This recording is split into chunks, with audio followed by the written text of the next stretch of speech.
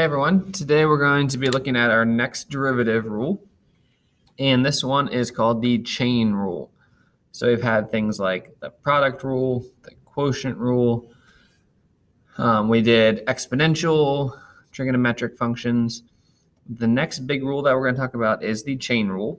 This one will be used very often, and it's going to combine our knowledge from our previous sections as well. So let's go ahead and jump into it. So thus far, leading up to this point, we could actually differentiate any of these functions. For instance, this r of z is the square root of z. Well, we'd want to view that as z to the 1/2. So that would be 1/2 z to the negative 1/2, which we could then rewrite as 1/2 square root of z. That's the power rule. Okay, same with this f of t equals t to the 50. We'd use the power rule. We would get f prime of t would be 50 t to the 49th, right? Bring it down in front, subtract 1. We also learned basic trig functions. So this would be y prime equals derivative of tangent is secant squared, so secant squared of x. We also learned exponentials. So this would be h prime of w equals simply just e to the w. And we also learned logarithmic. So g prime of x, derivative of natural log is 1/x. So we've learned all those. However, what if we wanted to differentiate functions such as these? So if you look at this first one, r of z equals the square root of 5z minus 8.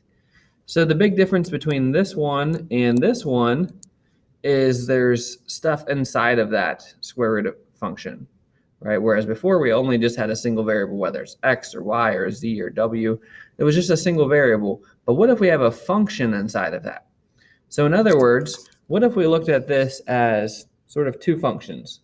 We called our first function, we'll just call f, so f of x.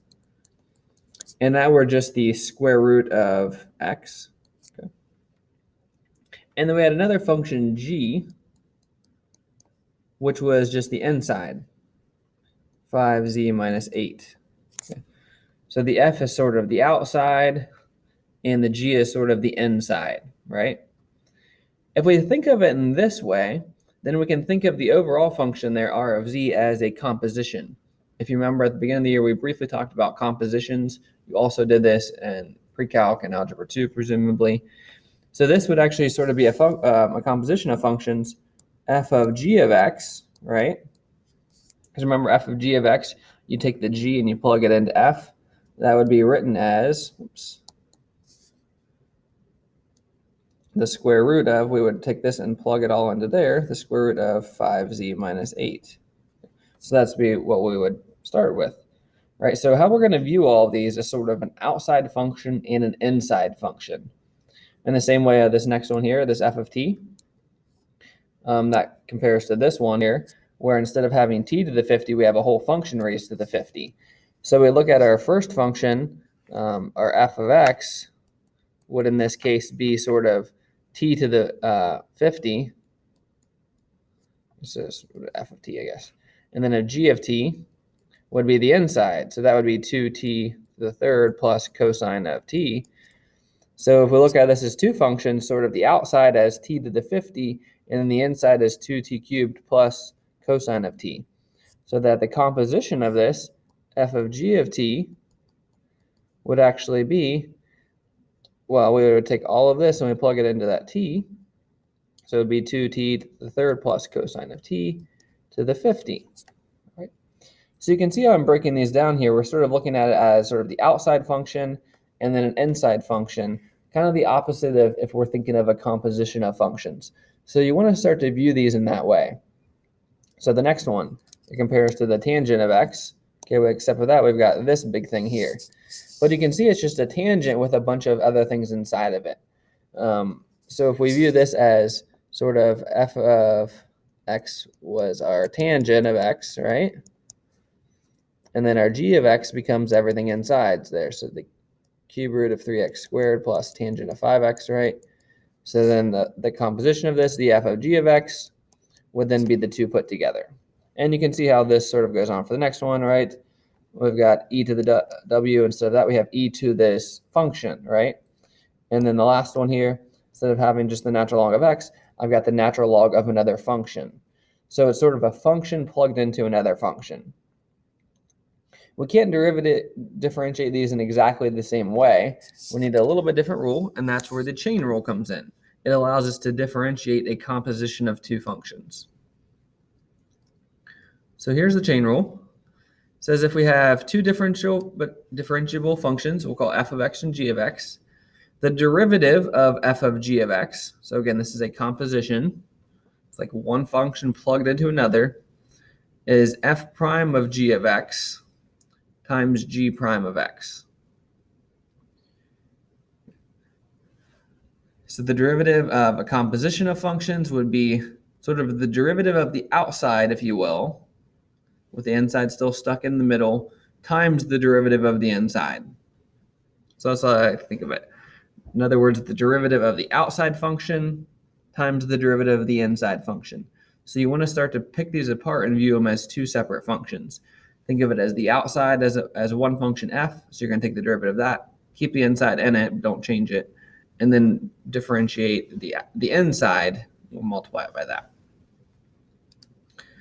The best way to learn this is to just do some problems. So let's start with a few. So a basic one here.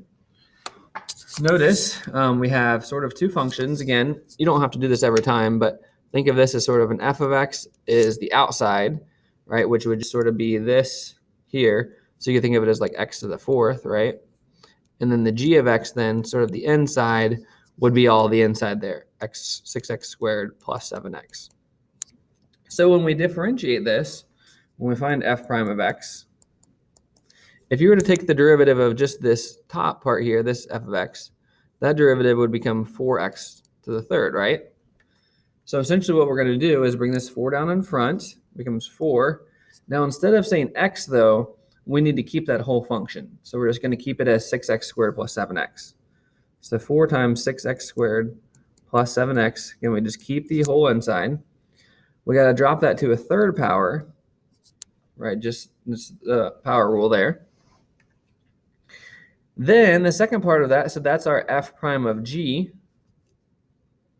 So if I were to get in the rule here, this is what we've done, essentially f prime of g of x. So far, it's this part. Now we have to multiply that by g prime. So the g prime then is the inside. Right, so if we were to take the derivative of this, that would become 12x plus 7. So that's what we're going to multiply it by, 12x plus 7.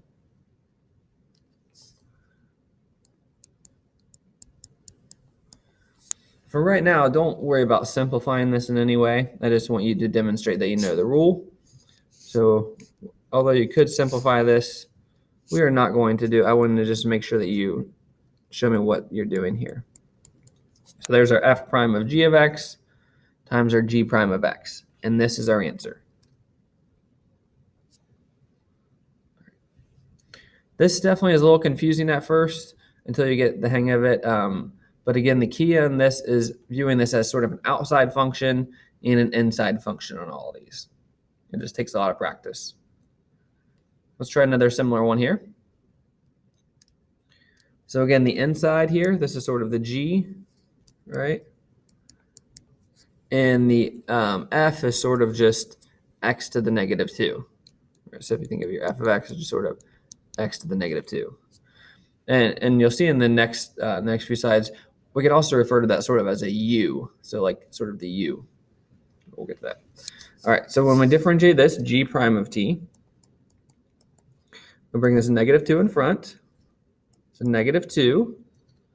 Just view that as sort of a variable, but it stays the same. We'll keep the whole inside there, 4t squared minus 3t plus 2. It's tempting to want to differentiate that, but you don't do that yet. Just keep it the same. We have to subtract 1 from the power, so it's a negative third power now. And then now we multiply it by the derivative of the inside. So that's going to be 8t minus 3 will be the derivative of the inside. All right, let's try one more similar one here. So this one, think of this as sort of your inside here. That's your g of x. And then your f of x would then just be you're just cube root of x, or in this case, z, right?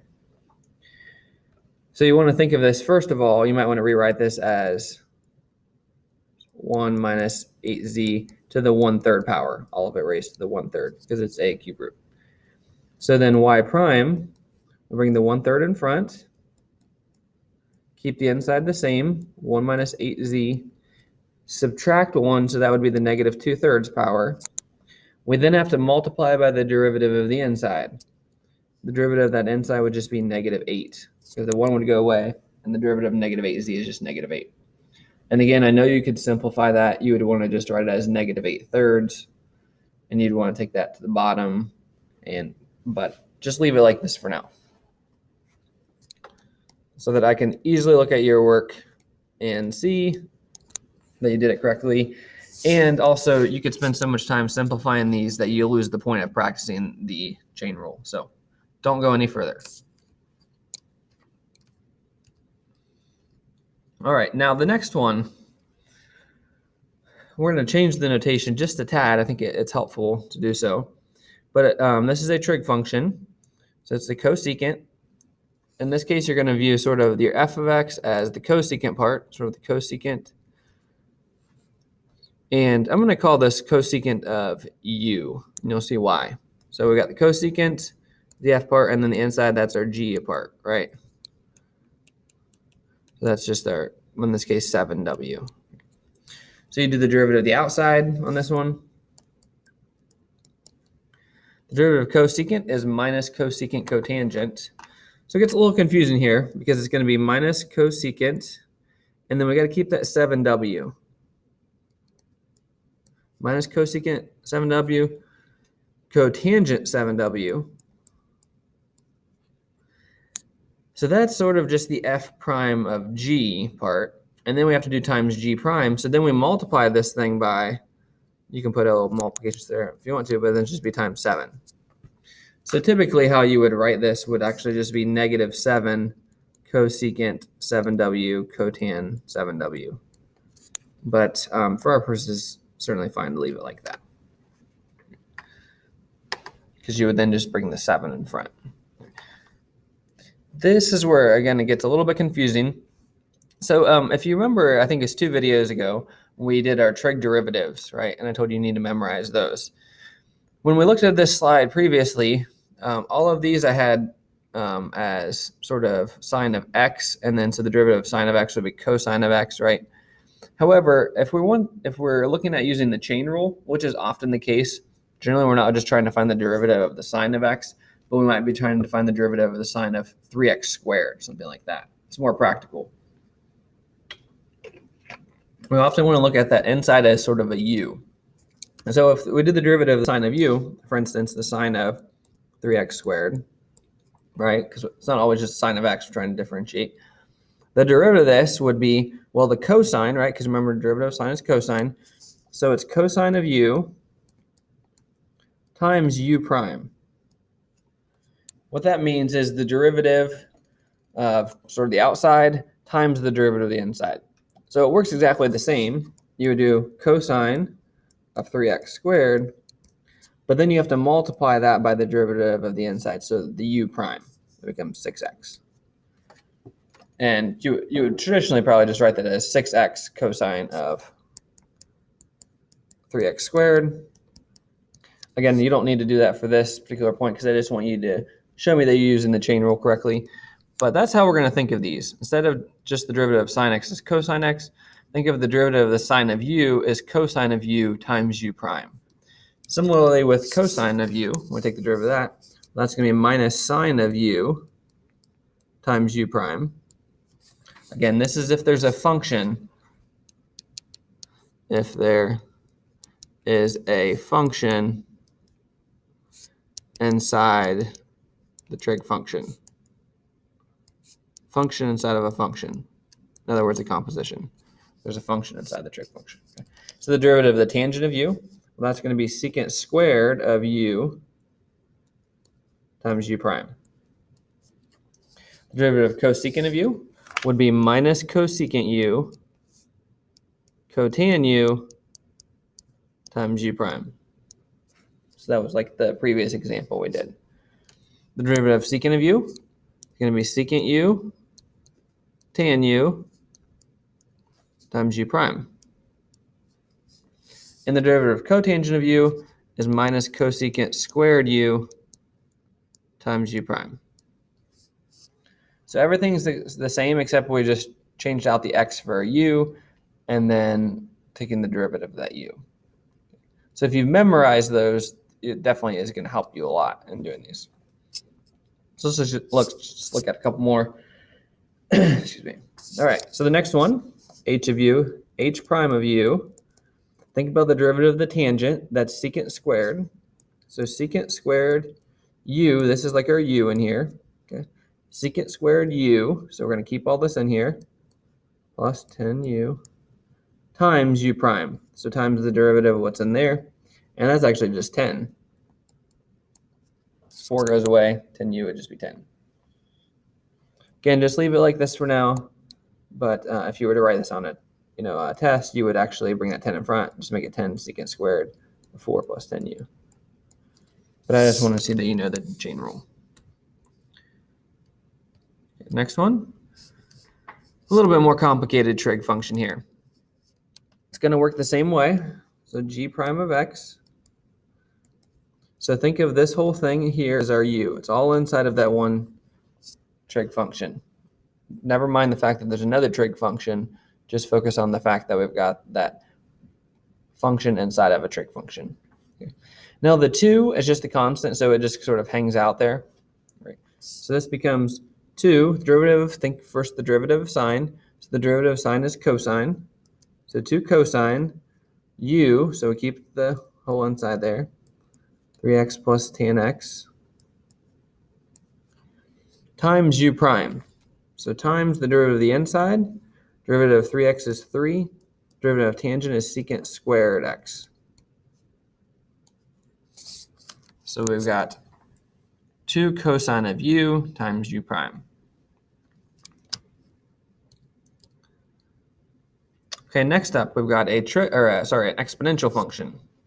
So this is going to work very similar as well. F prime of t. Ignore the fact that this is a addition problem here. Got two terms. The derivative of 5 actually just goes away. So then we just have the derivative of e to a function. Now we haven't talked about this one, but think about for a second what might happen here. If the derivative of e to the x, go ahead. Derivative of e to the x was simply e to the x. Think of this as a derivative of e to the u, right? So this is going to be e to the u times u prime, very similar to a trig function. So this would be e to the 4t plus t to the 7th, so that's our e to the u, and then we just multiply this times the derivative there. Derivative of the exponent, which is 4 plus 7t to the 6th. So e to the u times u prime. So in general, if we were to generalize the rest of these exponential and log functions that we've seen on the previous video, the derivative of e to the u then would be e to the u times u prime. So again, this is if you have a function as an exponent or a function inside of the log function. The derivative of the natural log of u, if you remember, derivative of natural log of x was just 1 over x. So this function is very much the same. It's 1 over u times u prime. Often we'll rewrite this and just write it as u prime over u as well. Either way is fine. I actually prefer the first way. The second way just simplifies it a bit for you because it just puts the 1 times u prime is just u prime. So either way you want to think of that is fine. The derivative of a to the u, if you remember the derivative of a to the x, well, that was a to the x ln a. So very similar. It's going to be a to the u ln of a still, and then times u prime. So basically everything stays the same on all these except we're just going to multiply by the derivative of the inside afterwards. Okay, and then for a logarithmic function, if you remember, the derivative of log base a of x was equal to 1 over x ln of a. So this is going to be very much the same if we have a u. It's 1 over u ln of a times u prime. Or you could also equivalently just write that as u prime over u ln of a. That one's a little bit more challenging. Same with the a to the u. And these two are actually less used. The e to the u, ln of u, make sure you're really comfortable with those. The a to the u and log base a of u are less used, less common. All right, let's go ahead and try some of these. First one here, it's going to be an e to the u because we've got an e to the 1 minus cosine x. So g prime of x then. Think of this whole exponent as our u. So it's just going to stay the same first. We just rewrite e to the u, so e to the 1 minus cosine x times u prime. So the derivative of that exponent. Derivative of 1 is just, well, 1. Or sorry, nothing. It goes away. The derivative of cosine is minus sine. So since this is minus cosine, it's going to become a positive sign. So it's just times sine of x.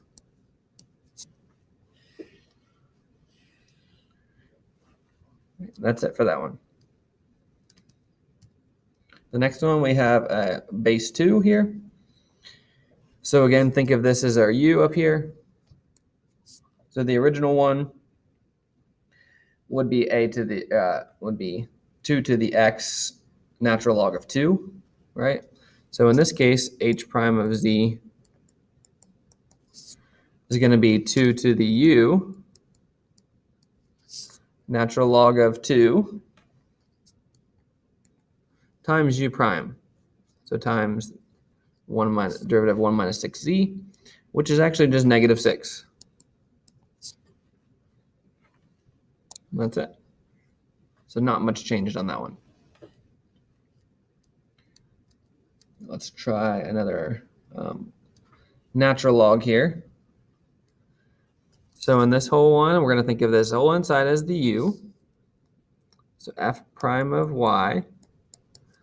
Remember, the derivative of natural log of x is just 1 over x. So this is going to be 1 over u and then times u prime. So 1 over this whole thing, 1 minus 5y squared plus y to the third times u prime.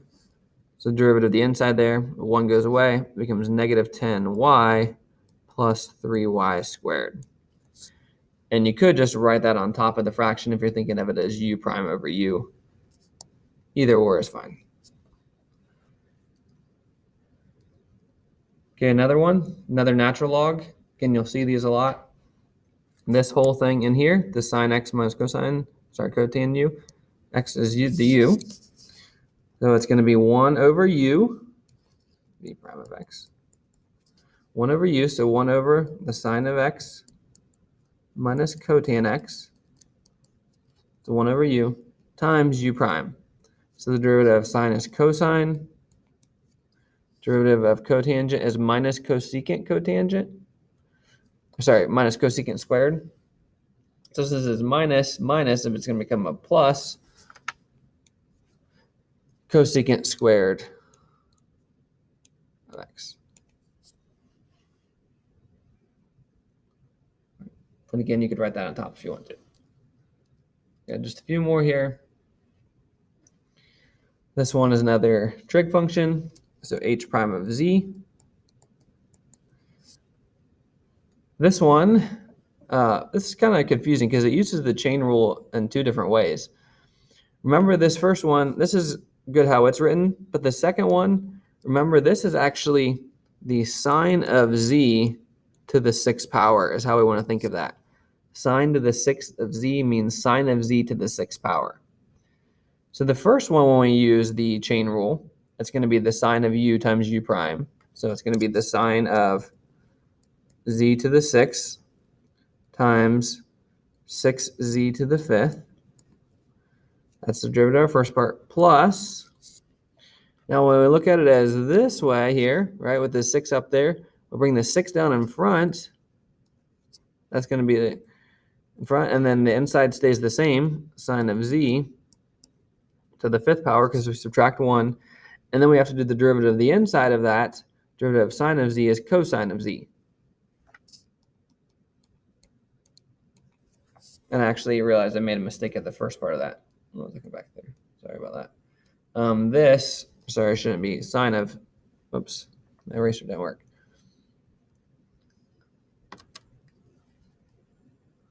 This shouldn't be the sine of z to the 6. Sure, it should be the cosine of z to the 6. Sorry about that. Easy to get. Oh, my pen's not working. All right, cosine. We might need to exit just a second here. Hang on.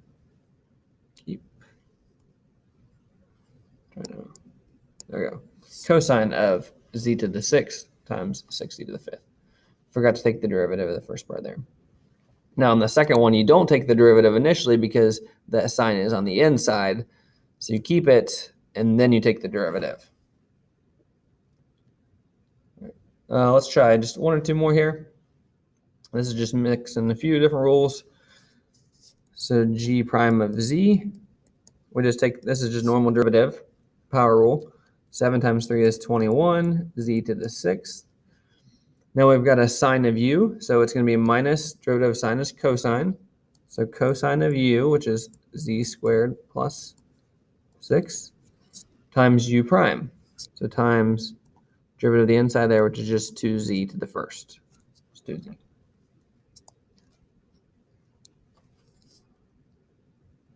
All right, this one's going to be a little bit challenging, so let's go ahead and try this. All right.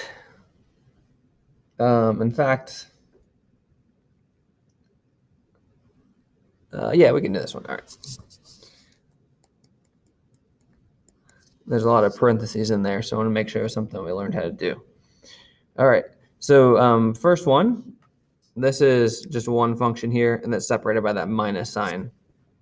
So the derivative of the natural log of sine of x, that's 1 over u times u prime. So it's going to be 1 over the sine of x times the derivative of sine of x, the inside there, which is cosine x.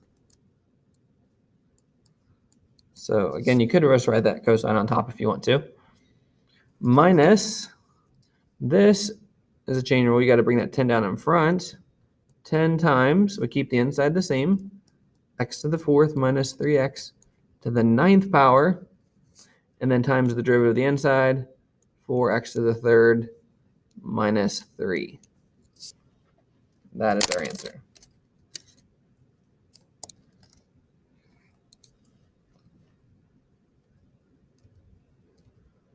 All right, that looks like that's it.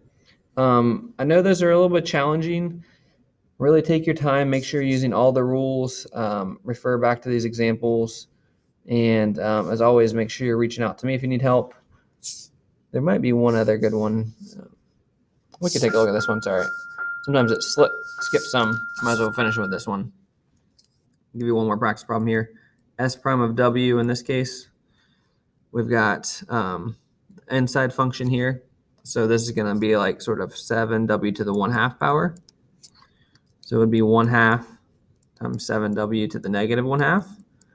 And then times the derivative of the inside, which would be 7 plus, this is an e to the u, so it's e to the u, which is e to the negative w, times u prime. So the derivative of that negative w would just be -1. And that'll end it. So again, as I was saying, these are challenging. Take your time. Don't expect to get everyone right. I will try to post the solutions to this so that you can check your work. It's really important that you master these concepts because you need to use these in order to do more sort of applicable problems in the future in this course. So, all right, good luck. See ya.